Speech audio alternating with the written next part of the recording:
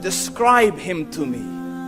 And Muslims, look at the description of your Rasul. And for some, this would be the first time you hear what your Prophet looked like. I saw a man of striking appearance. ظاهر الوضاء أبلج الوجه, radiant face, حسن الخلق, beautifully created. لم تعبه الثجلة, his belly wasn't protruding. ولم تزر به السعلة, nor was his head disproportionate and small. وسيم قسيم, proportionate and delicate, finely made, a specimen of a creation. في عينيه دعج, in his eyes there was a contrast. The dark was immensely dark, the white was excessively white. وفي أشفاره وطف, and his eyelashes were long. وفي صوته صهل, and in his voice was a natural echo. وفي عنقه سطع, and his neck was elegantly long. وفي لحيته كثاثة, his beard was full and thick. أزج أقرن, his eyebrows were arched, but they were not joint, it was separated. In Samat فعليه الوقار, when he was silent, dignity covered him. وإن تكلم سماه وعلاه البهاء, and when he spoke it was audible and clear, almost commanding and overtaking. أجمل الناس وأبهاهم من بعيد, from afar the most striking and outstanding in appearance. وأحسنهم وأجملهم من قريب, and when he came near, the best of them and the most handsome of them in closeness. حلو المنطق, such an exalted and sweet level of logic.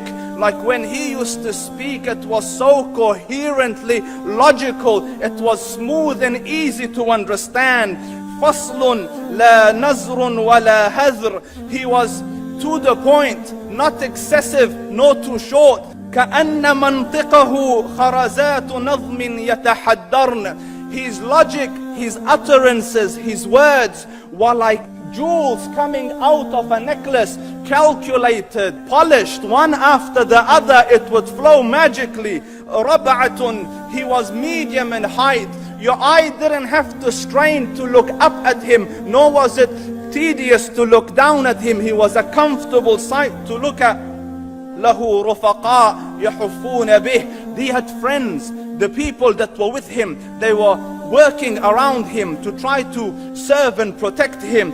إن قال سمعوا لقوله, when he used to say something, they used to hearken to what he used to say. وإن أمر تبادروا إلى أمره, when he commanded, they used to compete to fulfill the command. This is Muhammad Rasulullah. This is Muhammad Rasulullah. Anas ibn Malik says, he says, I came out one night, it was the full moon night.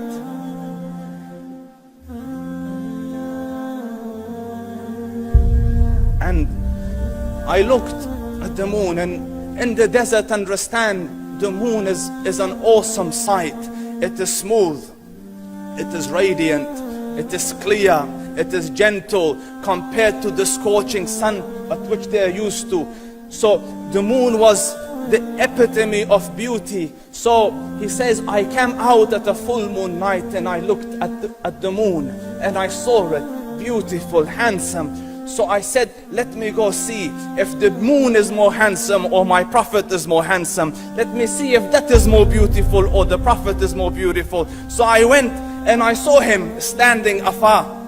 So I looked at his face and I looked at the moon, and I looked at his face and I looked at the moon, and I looked at his face and I looked at the moon, and he said, Wallahi, he was more handsome than the moon in its entirety.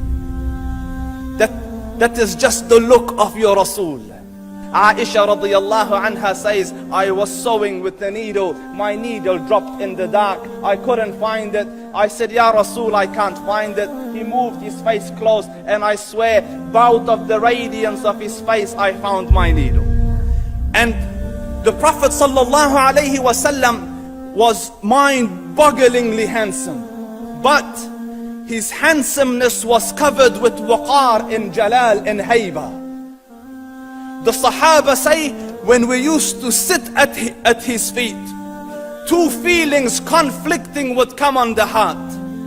The first one, you wanted to look at him. You wanted to behold the majesty of his face. And when you wanted to look up, shyness used to overtake you, so you used to look down. Amr ibn al-As says, I sat with him many times, but if you ask me to describe his face, I can't describe it. I wouldn't be able to look up to him ijlalan wa ta'ziman. I couldn't look up at him. And that is why he didn't have the problems that Yusuf alayhi salam had. Because it was difficult to penetrate the awe and the splendor of the Rasul.